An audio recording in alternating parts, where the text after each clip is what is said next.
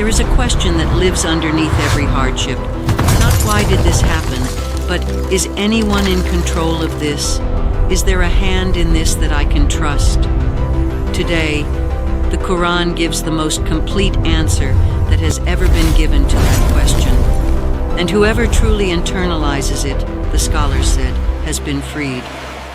In Surah At-Tawbah, Allah subhanahu wa ta'ala gives his believers a statement so complete, it leaves no room for fear.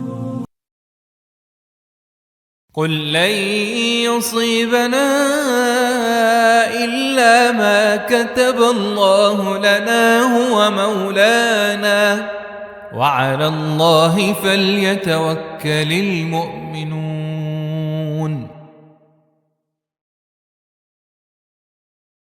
Notice the word kataba Allahu lana, not random, not without purpose, written for you.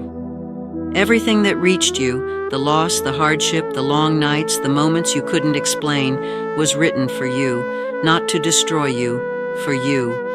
This is not blind acceptance. This is the deepest form of clarity a human being can carry, the certainty that nothing arrives by accident, that the one who wrote it is also the one who is more merciful to you than you can imagine. The scholars said something remarkable about this verse. The believer who truly holds this, who genuinely knows that nothing touches them except what was already written, becomes inwardly unshaken, not because nothing hard happens to them, but because hardship loses its power to terrify.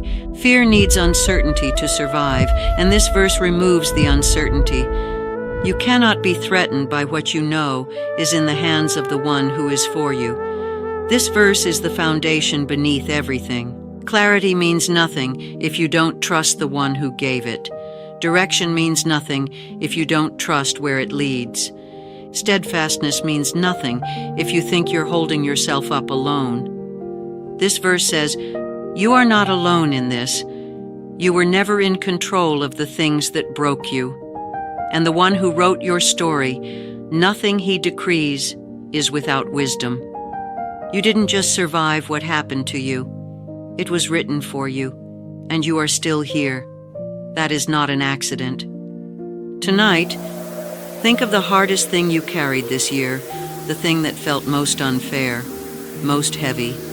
Hold it gently and say, Ya Allah, I don't always understand, but I know you wrote this for me, not against me.